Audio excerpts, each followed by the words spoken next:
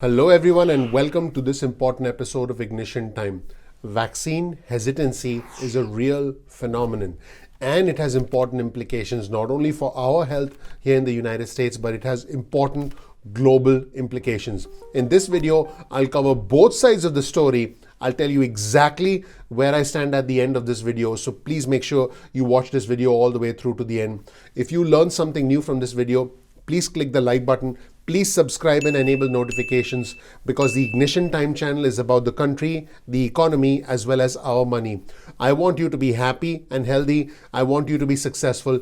And I want us to recognize that vaccine hesitancy is a real phenomenon in our country. So there are three primary reasons for vaccine hesitancy. The first reason why people are hesitant about the vaccine is fear about the long-term side effects of the vaccine. A lot of people believe that this vaccine is brand new. There hasn't been enough time for us to know what the side effects are. Problems have been emerging related to blood clots with the J&J vaccine. So there is a real fear, a real concern about the long-term side effects associated with these vaccines that are designed to help us fight this horrific pandemic.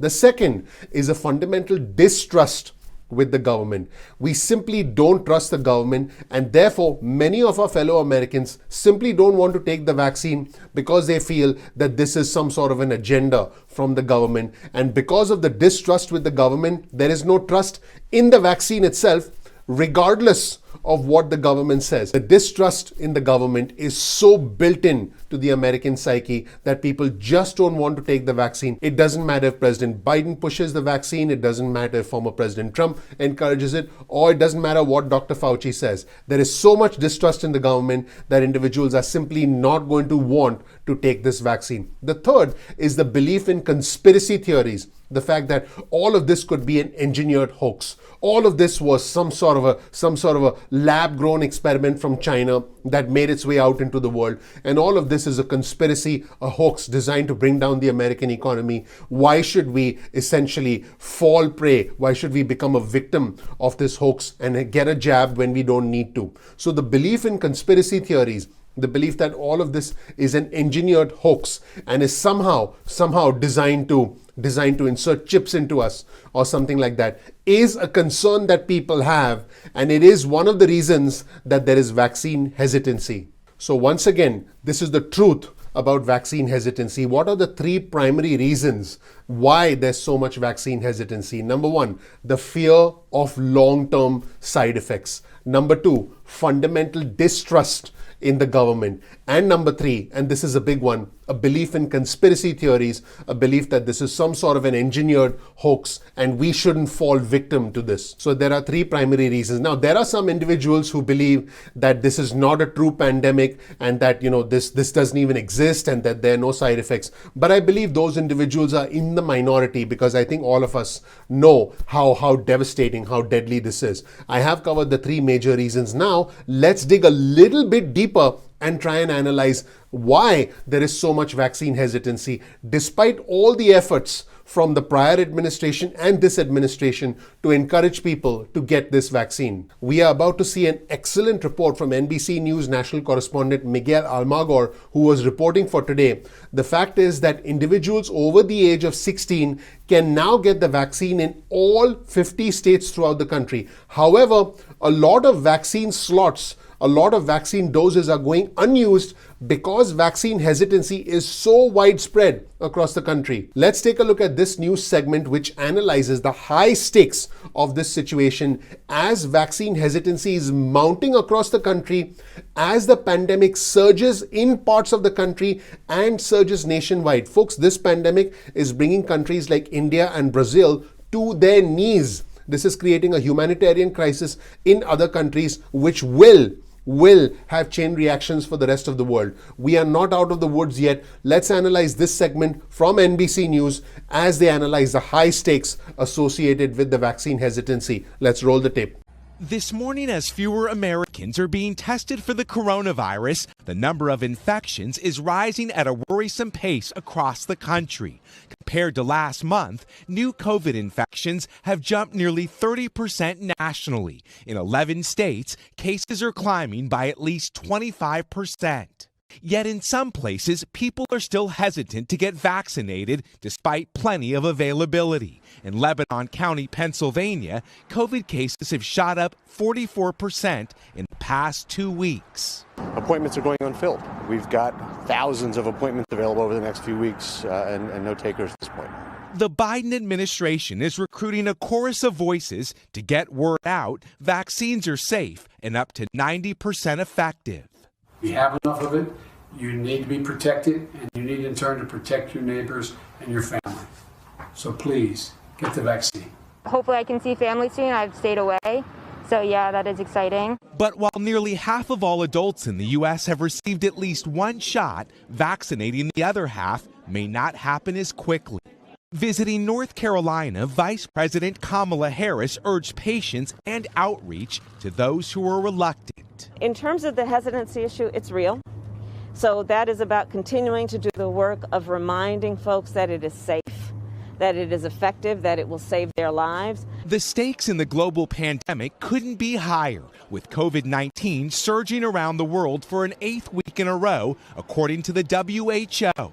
In the U.S., the State Department announcing its do not travel guidance will extend to about 80% of countries in the world, citing unprecedented risk to travelers from COVID-19.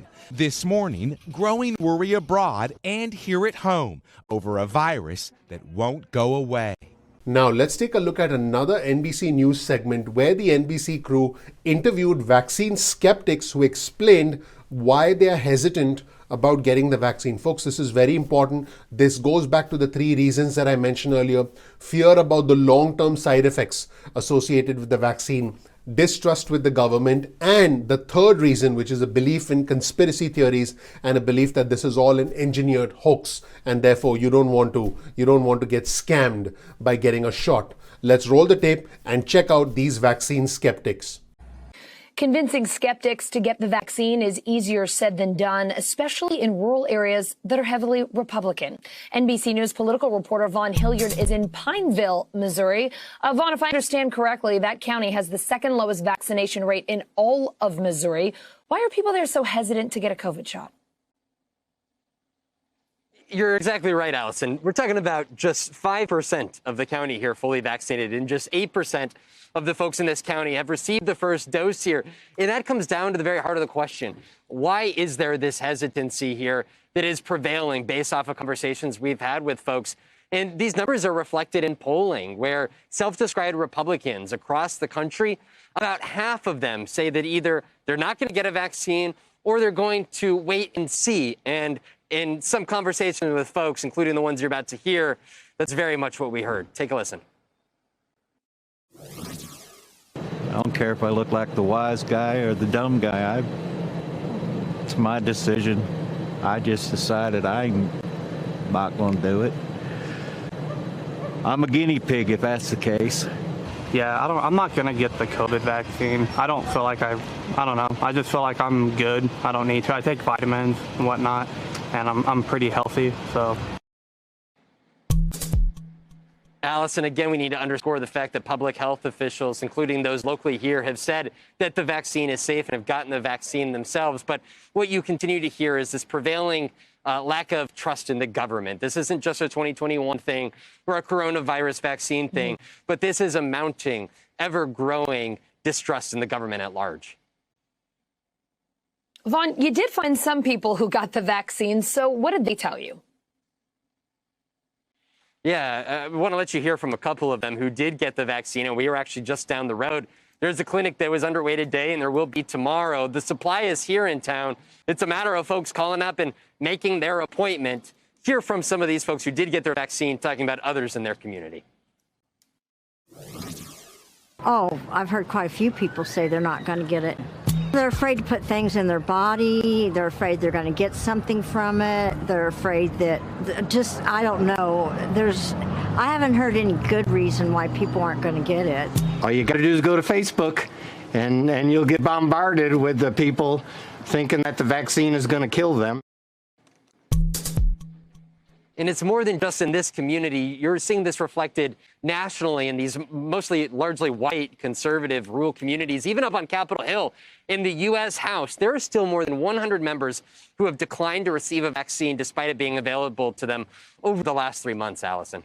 And folks, just like we have vaccine skeptics that are supporters of the vaccine, here's a very interesting clip featuring Christopher Mad Dog Russo, who's with SiriusXM and Mad Dog Sports Radio. He was actually speaking with someone, and by the way, this is a very, very interesting audio clip where he says, what are you waiting for? He says, by the time we have a problem with the vaccine, you'll be long dead anyway. What difference does it make? This is an intense exchange, and I think this summarizes the battle between vaccine hesitancy and the supporters of the vaccine. Let's roll this audio and check this out. Very interesting. I'm just waiting around to see what happens, you know. What are you waiting for? Everybody's got nobody. What are you going to wait 30 years? I mean, when is going to be the cutoff point, Mark, where you said, you know what, I can't worry about the future so much. I got to get this taken care of now. You're old enough to take the shot. What are you afraid of? Yeah, you know, that's it. I'm just worried about them saying, you know, if there's going to be any effects down the road. I mean, no one's saying that.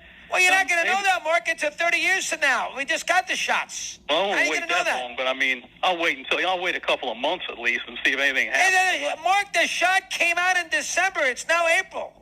You can get a shot. Your favorite talk show host got 2 shots. He's healthy, is he not? Yeah, it's true. I don't know, I'm just being overly cautious, I guess. You're in your 50s. You're in your 50s. How old are you? I'm 65. What are you waiting for? You know, I mean, by the time that you worry about they have to problems. So I mean, I don't. You know, it's like they're trying to force you into it. You know, so I'll probably end up doing it, but you know, Mark. By the time we have a problem with the vaccine, you'll be long dead anyway. What difference does it make? You're 65. You're not 30. Jeez. Well, they might come out. They might come out and say, "All right, that's it. You don't have to do anything." Too. That's the other thing they could do. So, Marky. So you think I'll just go ahead and do it and get it over with, eh? Yes. Get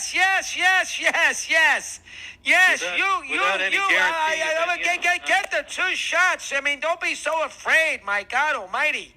I mean, you know, my goodness. What are you afraid of science? Have you heard these doctors? Have you heard these doctors on with us? Robert Walker. Did you hear him on a couple times? I haven't heard him. I've heard Fauci, but I haven't heard him. I mean, well, he's been on this show 2 or 3 times. He's told us to get the shot. Nothing to worry about. Yeah, well, I don't know. Sign up. Every time they say there's nothing to worry about, sometimes there's something to worry about. So. Well, of course, living is, you got to worry about crossing the street. I understand. Yeah. I mean, you know, there's nothing 1,000%. But my gosh, you could get this thing tomorrow and die too. Get the shot. What else you got for me? Anything else? I believe another problem is that our elected officials are not united in our approach towards this vaccine, because this is indeed a medical problem. Here's a clip of Senator Ron Johnson, who's a Republican from Wisconsin, saying, I see no reasons to be pushing vaccines on people. Let's roll the tape and check out what Ron Johnson said. I see no reason to be pushing vaccines, but you know, from my standpoint, because it's not a fully approved vaccine, I think we probably should have limited the distribution to the vulnerable, to people that really aren't, you know, to the very young. And if you thought that segment with Ron Johnson was unusual, wait till you hear Congressman Matt Riger from the great state of Montana. He said this, and I quote, and by the way, you did hear me mention number 3, the conspiracy theories, that the fact that this is an engineered hoax. This is what a congressman from Montana said. He said he's read articles about putting a little chip in with the vaccine. This is from an elected representative in the House of Representatives in the United States of America. Let's watch and hear for ourselves. Yeah, I would ask you to resist this amendment as well. Anything federally approved would be okay.